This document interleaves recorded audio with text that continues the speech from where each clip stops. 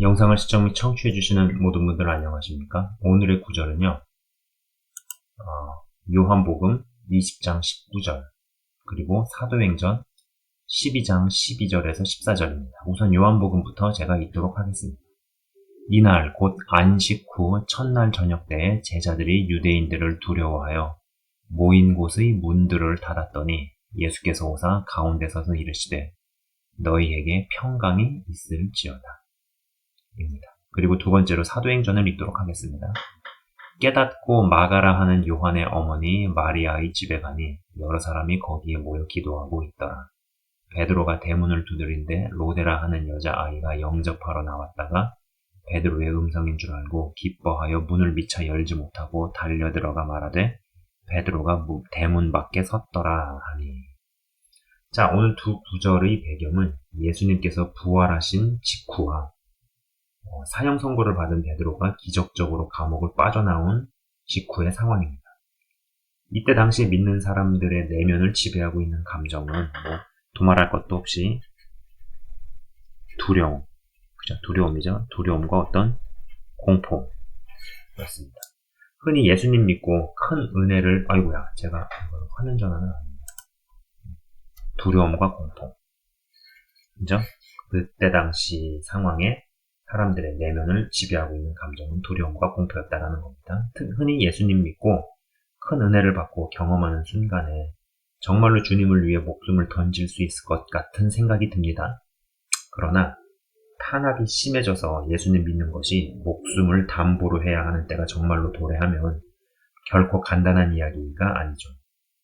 처음 본문 구절에 유대인들을 두려워하여 모인 곳의 문들을 닫았더니 라는 대목을 깊이 생각해 봅니다. 왜 문들을 닫았을까? 물론 두려웠기 때문입니다. 그리고 잘 모르고 믿을 수 없는 사람에게는 어떤 이에게 믿음이 들어갔다고 하더라도 그 사람에게 문을 열어주는 것은 불가능했을 것이다 라는 생각입니다. 흔히 그러니까는 믿음이 들어갔다고 하지만 어떤 시간을 두면서 같이 치러보고 겪어보고 경험을 해보면서 이것이 테스트가 되어야죠. 그죠? 그리고 그러한 것을 좀 통과한 사람들, 인정을 받은 사람들에게서나 비로소 문을 열어주고 출입을 허용하고 이렇게 되어 갔을 거다라는 것이죠. 사도행전 대목에서는요, 요한의 어머니 마리아의 집에 가니 여러 사람이 거기에 모여 기도라고 되어 있습니다. 부분인데요. 요한의 어머니 마리아의 집에 가니 여러 사람이 거기에 모여 기도하고 있더라. 이렇게 나와 있죠. 마가 다락방 같이 큰 공간은 방이라고 하더라도 120명이 들어가지만 마리아의 집은 그리 크지 않았을 것이라고 생각을 합니다. 또 그리고 여러 사람이라고 하더라도 그것이 많은 인원은 아니었을 것이라 봅니다. 그리고 이제 읽어드린 그 대목에서 본문 구절에서 로데라 하는 여자아이가 여기 나오죠. 로데라 하는 여자아이가 중간 부분입니다. 로데라 하는 여자아이가 영접하러 나왔다가 베드로의 음성인 줄 알고 라는 대목에서는 여러 생각들을 하게 됩니다. 음성인 줄 알고 기뻐했다고 그러죠. 여러 생각들을 제가 하게 되는데 일단 이 공동체는 청년부, 중등부, 대학부, 장년부의 구별이 없었구나라는 것이죠. 저는 진짜 성령 안의 사람들은 나이 차이, 세대 차이, 학력 차이 등등등 세상의 마케팅이 구분 지어놓은 여러 기준들에 막히고 갇힌다는 생각을 하지 않습니다.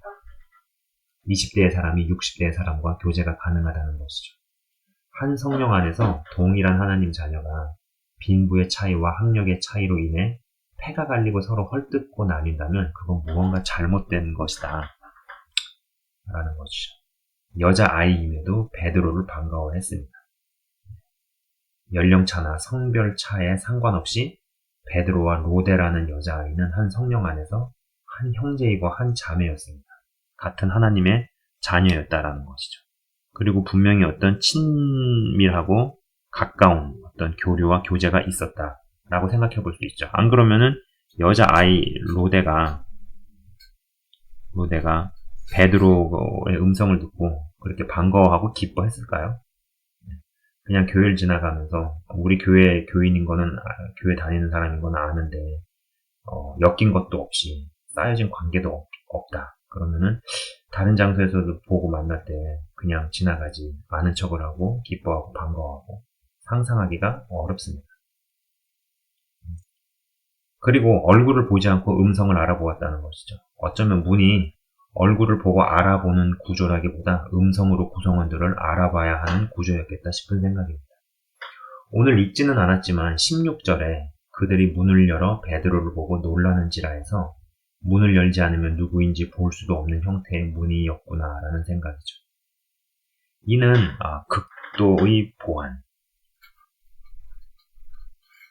극도의 보안에 신경을 썼겠구나 싶은 생각입니다. 어떤 전도사님께서 기도 중에 이전까지는 자신의 교회에 누구든 오고 싶으면 올 수 있도록 출입문을 오픈해 놓았었는데 이제는 비밀번호를 걸어두고 교회의 멤버들에게만 은밀히 알려주어야겠다는 감동이 왔다라고 이야기를 하셨었습니다.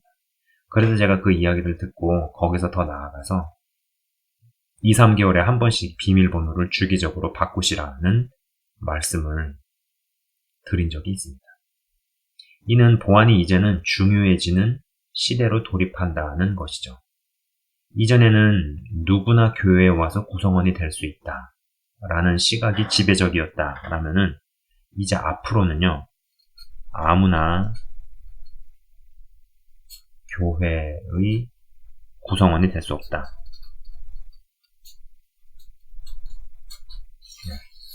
아무나 교회에 와서 교회의 구성원이 될 수 없다로 이동하고 있다라는 것입니다. 그 이동은 이미 이제 시작이 되었다라고 저는 생각을 해봅니다. 이러한 시대로의 돌입은 당연히 구성원들의 숫자도 적어지는 추세로 이동할 수밖에 없음을 뜻할 것입니다.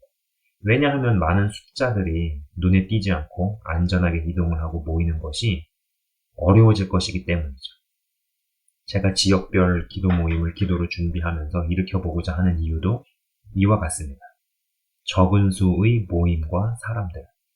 그러나 그들 안의 관계는 정말로 성령 안에서 나이도 성별도 배운 것도 가진 것도 사람을 구분짓고 계급 먹이고 나누고 분리하는 모든 기준들을 다 초월한 정말 성령 안에서 하나 되는 형제들과 자매들, 이러한 구조로 점점 이동해 갈 것이라는 것입니다. 저는 예전에 항상 예배를 드릴 때 목사님께서 좌우에 양옆에 계신 분들에게 주의 이름으로 사랑합니다 라고 이야기하시기 바랍니다 라는 이야기를 하실 때마다 왜 저분은 단위에서 주의 이름으로 자꾸 거짓말을 하도록 이야기하시나, 거짓말을 하라고 권고하시나 권면하시나 라고 생각하곤 했었습니다. 많이 그런 생각을 했습니다.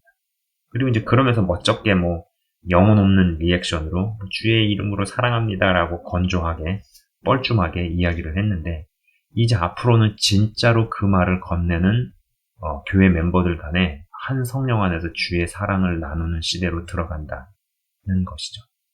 평안의 시대에서 환란의 시대로 들어가게 될수록 보안과 멤버십이라는 주제에 급격한 패러다임 쉬프트가 일어난다는 것입니다. 그리고 이제는 이러한 주제에 대해서 한 분 한 분이 진지하게 스스로 생각해 봐야 하는 시대를 우리가 살고 있다라는 것입니다.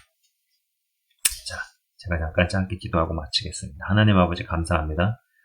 코비드-19로 인해서 세상이 새롭게 재편되어지고 있고, 그리고 어떠한 패러다임의 변화, 패러다임 쉬프트를 우리가 경험을 하고 있습니다. 특별히 오늘 영상에서는 이 보안과 멤버십에 대한 이야기를 해보았습니다.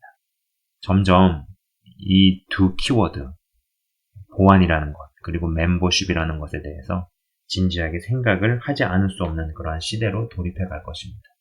먼저 준비되게 하시고, 그리고 성령님 제대로 인도해 주시기를 원합니다. 아버지 역사하여 주시옵소서. 감사합니다. 이러함에도 불구하고 이러한 시대적인 그리고 전 지구적으로 재편되어지는 그러한 상황과 환경 가운데서도 더욱더 말씀에 입각하여서 성령의 사람으로 거듭나며 변모하며 단단한 믿음의 소유자들 될 수 있도록 역사하여 주시옵소서. 주님 감사합니다. 예수 그리스도 이름으로 기도드리옵나이다. 아멘. 지금까지 시청 및 청취해 주셔서 대단히 감사합니다.